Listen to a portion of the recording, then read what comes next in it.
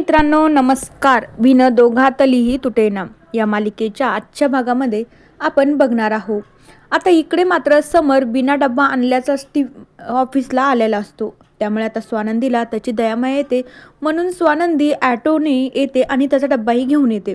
स्वानंदी जेव्हा ऑफिसच्या खाली येते तेव्हा ती मात्र समरला फोन करते. तिला वाटत असतं कशाला आता उगीच मी वर जाऊ आणि त्यांचं उगत डोकं उठवायचं. मला बघितलं त्यांची चिडचिडच होती. त्यामुळे स्वानंदी खालूनच समरला फोन करते आणि म्हणू लागते, प्लीज मिस्टर राजवाडे खाली एखाद्या स्टाफला पाठवता का.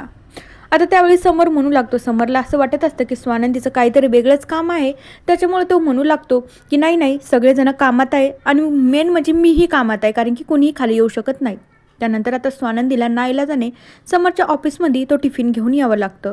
आता तिथं समरचा मित्रही मात्र तिथेच असतो, कारण की समरचा तो एकदम जिवलग मित्र आहे आणि ऑफिसमध्येही तो पार्टनर आहे.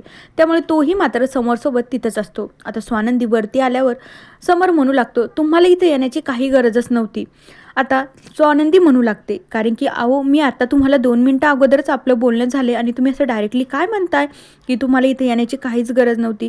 मी तुम्हाला म्हणले होते की एखाद्या स्टाफला खाली पाठवा, कारण की तुमचा स्टाफ तर खूप बिझी होता, म्हणून मी माझे स्वतःहून आले, नाहीतर मला येण्याची काहीच गरज नाही आणि मला तुमच्या ऑफिसमध्ये येण्याची काही आवडही नाही, पण काहीतरी कारण होतं म्हणून मी आले. पण त्यावेळी समोर म्हणू लागतो, आता तुम्ही मला फोन केला होता, मग काय त्या फोनमागचं काहीतरी कारण पण असतं ना.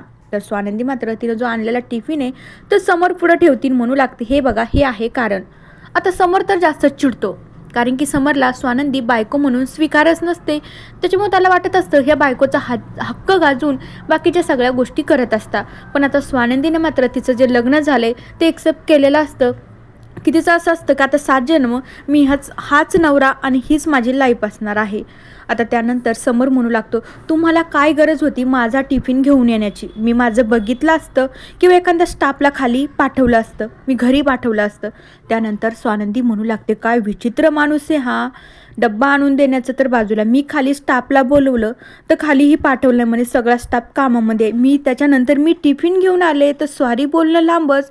काय विचित्र माणूस आहे हा, असं कसं बोलणं असते. स्वानंदी मात्र समरच्या मित्राला सांगू लागते. समरचा मित्रही म्हणू लागतो की हो ना, असं काय विचित्र बोलणं आहे. नंतर स्वानंदी परत एकदा म्हणू लागते, अशी काय विचित्र पद्धत ह्या माणसाची थँक्यू बोलण्याची. आता त्यावेळी समोर म्हणू लागतो, मी का तुम्हाला उगाचच थँक्यू म्हणू, कारण की मी तुम्हाला सांगितलं होतं माझा डब्बा घेऊन येण्यासाठी. मी माझा समर्थ आहे, मी माझा टिफिन घेऊन येऊ शकतो, नाही जरी आणला तर मी जेवण ऑर्डर करून मी तेही खाऊ शकतो. तुम्हाला माझं डब्बा वगैरे आणून देण्याची काही गरज नाही. असे फालतूचे कामं तुम्ही अजिबात करत जाऊ नका, मुळात माझे कामं तुम्ही नका करत जाऊ. तर स्वानंदीला मात्र खूप राग येतो. तिला वाटत असतं ह्या माणसाची दयामाया आली म्हणून मी याचा टिफिन घरून ॲटो करून घेऊन आले, तर हा मला विचित्र थँक्यू बोलायचं तर विचित्र त्याच्या मित्रासमोर बोलत आहे. स्वानंदीला मात्र खूप राग येतो. तर मित्रांनो, बघू येणाऱ्या भागात काय होतं. तोपर्यंत या मालिकेच्या पुढील भागांच्या अपडेटसाठी आपल्या चॅनलला सबस्क्राईब करा. So bye.